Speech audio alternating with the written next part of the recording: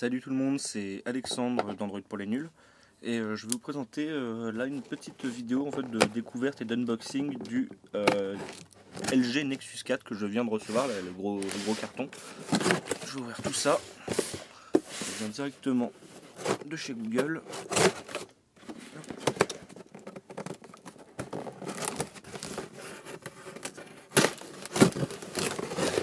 Hop. Voilà. Alors, dedans j'ai ma facture évidemment et le téléphone.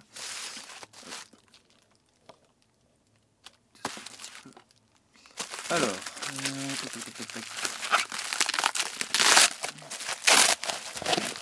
plutôt bien emballé, une espèce d'énorme papier bulle collant. Alors, la boîte de l'appareil, là voilà. Alors attendez, je fais juste un petit réglage vidéo. Si l'appareil le veut bien. Vraisemblablement non. On va jouer comme ça, voilà. Donc, une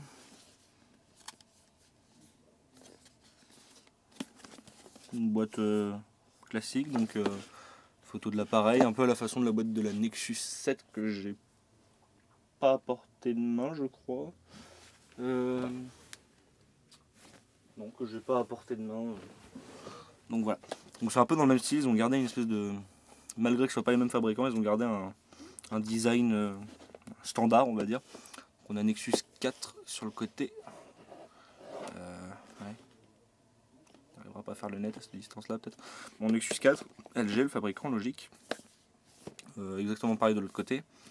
Au dos, c'est une boîte version française, donc on a des instructions français, enfin une description, oubliez les câbles, blablabla, encore plus intelligent, bref. Et en dessous la référence, donc LG 960, blablabla, numéro de série, tout ça, fabriqué en Corée. Hop, donc on slide, là la boîte noire. Hop, alors.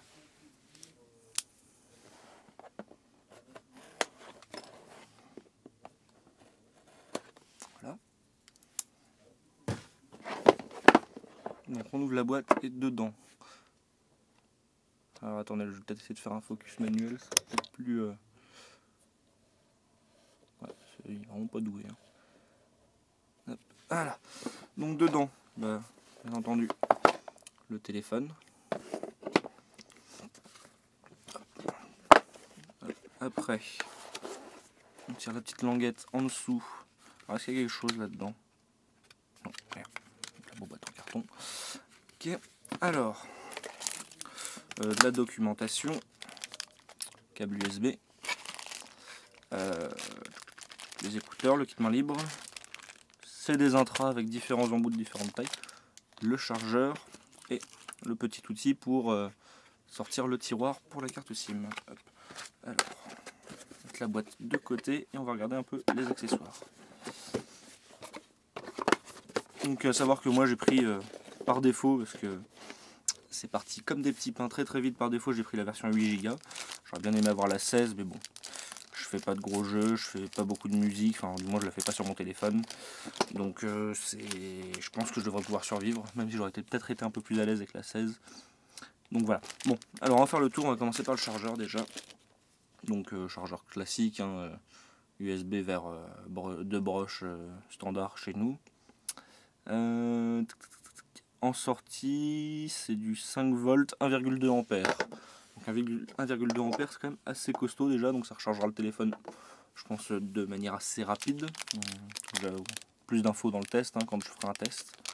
Hop, alors le câble USB, donc pareil, hein, ça c'est rien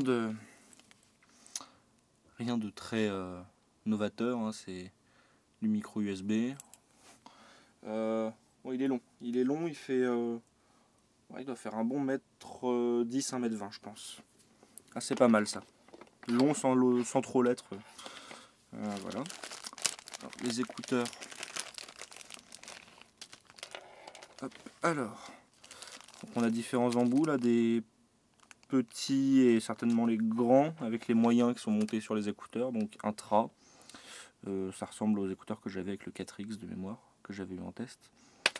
Avec l'oreillette pour le kit main, enfin l'oreillette, le micro pour le kit main libre avec un bouton vraisemblablement unique. Ouais, je pense pas qu'il ait double fonction. En tout cas, il n'y a rien d'affiché dessus. Donc voilà, c'est standard. Je verrai ce que ça donne plus tard. Certainement suffisant pour écouter de la musique occasionnellement, on va dire. Donc guide de démarrage rapide, sécurité et garantie. Je vais l'ouvrir par acquis de conscience, mais à mon avis, rien de novateur. Donc bah oui, avec ça, de toute façon, guide de démarrage rapide et sécurité et garantie. Donc oui, rien de novateur, c'est le cas de le dire. Le téléphone en lui-même, donc avec une protection d'écran que je vais devoir enlever puisqu'il y a des inscriptions dessus. C'est dommage. Si les constructeurs avaient le génie d'enlever les instructions dessus, ça pourrait faire des protections d'écran sorties d'usine. Bon. De même, il y en a une deuxième au dos, puisque le dos est en verre Gorilla Glass aussi, donc en Gorilla Glass 2 même, que ce soit la façade et le dos. Voilà, donc c'est viré. Ouais, il est assez costaud l'appareil, il est assez costaud. J'ai mon Cloud Mobile en 4,3 pouces là. Hop. Donc oui, hein, quand même une belle différence de taille. Bon, en même temps, c'est pas la même taille d'écran. Alors, petit tour de l'appareil. Focus. Voilà. Tranche supérieure, vraisemblablement un micro. Le jack 3.5 et rien d'autre. Tranche gauche, bouton volume, donc moins un plus, et le tiroir micro SIM. En dessous, deux magnifiques vis apparentes, un micro et le micro USB, compatible Slimport, je reviendrai dessus un peu peut-être, et le bouton power sur la droite. En façade, le haut-parleur, une LED qui est en bas, qui est bien cachée, puisqu'elle est comme sur le Galaxy Nexus. Ici, la caméra frontale, côté droit. Côté gauche, les capteurs luminosité et proximité, je pense. Au dos, haut-parleur en bas. Appareil photo 8 mégapixels avec flash LED. C'est un capteur BSI, donc rétroéclairé. Hop, et donc, pas évident de voir avec les reflets, mais voilà, donc voilà, c'est pas mal. L'espèce de reflet un peu pixel comme ça, très très sympa. On aime ou on n'aime pas, moi je trouve ça très sympa. Donc sous certains angles on ne voit pas, sous certains angles ça brille, c'est super joli. Donc batterie inamovible bien sûr, comme c'est presque malheureusement, je ne vais pas dire le standard, mais comme beaucoup de marques l'adoptent actuellement. Donc hop, ce que je vais faire c'est que je vais récupérer ma micro SIM dans mon Cloud Mobile. Alors, le temps que j'enlève la coque arrière. Hop, s'il le veut bien.